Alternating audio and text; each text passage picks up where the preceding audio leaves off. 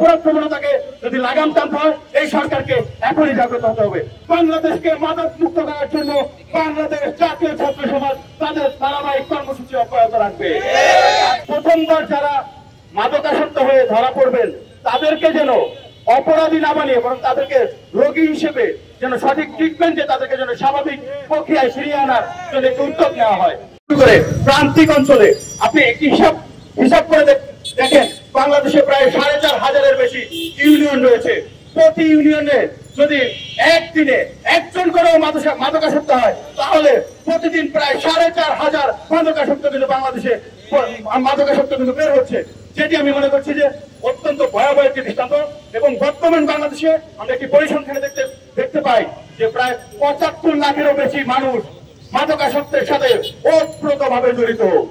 এবং আমাদের দেশে যে মাদক নিরাময় যে সেন্টারগুলো রয়েছে সেগুলোর যে দুর্দশা, সেগুলোর যে ভয়াবহ পরিস্থিতি, আমরা দেখি যে কোন সেখানে যে পর্যাপ্ত ডাক্তার থাকেন না, চিকিৎসক থাকেন না, একই সাথে মাদক নিরাময় কেন্দ্রগুলোতে যে শয্যা রয়েছে সেটি মাদকাসক্তের তুলনায় অনেকখানি অপর্যাপ্ত বলে আমরা মনে করছি।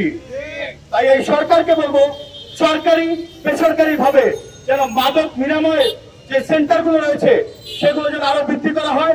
এবং আমরা দেখি যে মাদক নিরাময় সেন্টারগুলোতে নারীদের জন্য বিশেষ করে সুযোগ সুবিধা নেই। নারীদের জন্য যে আসন রয়েছে সেই আসনগুলো কিন্তু একেবারে সীমিত বলে আমরা মনে করছি। আমরা মনে করছি যে এই মাদক নিরাময় যে সেন্টারগুলো রয়েছে সেই সেন্টারগুলোতে সরকার যেন অধিকতর গুরুত্ব দেন এবং যেন অনেক বেশি, আমরা এমনও অনেক জেলা রয়েছে সেই জেলাগুলোতে আমরা দেখি যে মাদক নিরাময় সেন্টার পর্যন্ত নেই, কিন্তু প্রতিটি জেলায় আমরা জানি যে অসংখ্য পরিমাণ মাদক সেবক প্রতিদিন ধরা খায়। এবং আমরা আরেকটি কথা বলতে চাই, প্রথমবার যারা মাদকাসক্ত হয়ে ধরা পড়বেন তাদেরকে যেন অপরাধী না বানিয়ে বরং তাদেরকে রোগী হিসেবে যেন সঠিক ট্রিটমেন্ট দিয়ে তাদেরকে যেন স্বাভাবিক প্রক্রিয়ায় ফিরিয়ে আনার জন্য একটি উদ্যোগ নেওয়া হয়।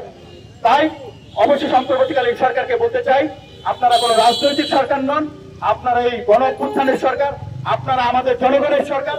তাই এই জনগণের মধ্যে এই যে মাদকের যে ভয়াবহতা বর্তমানে সৃষ্টি হয়েছে, আপনাদের কাছে আকুল আবেদন জানাবো, আপনারা এখনই মুখ্য সময় এটির লাগাম টেনে ধরার, এটির ব্যাপারে জিরো টলারেন্স ঘোষণা করার। এবং আমরা বাংলাদেশ জাতীয় ছাত্র সমাজের পক্ষ থেকে স্পষ্ট ঘোষণা দিতে চাই, এই মাদকের বিরুদ্ধে বাংলাদেশ জাতীয় ছাত্র সমাজ আজকের এই রাজু ভাস্কর্যের পাদদেশ থেকে জিরো টলারেন্স ঘোষণা করছে। এবং বাংলাদেশকে মাদক মুক্ত করার জন্য বাংলাদেশ জাতীয় ছাত্র সমাজ তাদের ধারাবাহিক কর্মসূচি অব্যাহত রাখবে। আজকের এই মানববন্ধনের মাধ্যমে আমরা আমাদের কর্মসূচির সূচনা করেছি। এরপরে যারা মাদকাসক্ত হয়ে চিকিৎসা নিয়ে যারা স্বাভাবিক জীবনে ফিরেছেন তাদের অভিজ্ঞতা আমরা শুনবো এবং বিভিন্ন শ্রেণী পেশার মানুষকে আমরা ঐক্যবদ্ধ করে সেমিনার করব। প্রয়োজনে আমরা বিভিন্ন জায়গায় যারা বিশেষ করে পথ শিশু থেকে শুরু করে আমরা দেখি যে বিভিন্ন শ্রেণী পেশার মানুষ যারা রাস্তায় থাকেন তারা কিন্তু মাদকাসক্তের সাথে ওতপ্রোতভাবে জড়িত। এবং এই পথ শিশুরা মাদকাসক্তের সাথে জড়িত হয়ে এই ঢাকা শহর সহ সারা বাংলাদেশে আমরা দেখি যে তারা বিভিন্ন অপরাধ প্রবণতার সাথে দিন দিন জড়িয়ে পড়ছে।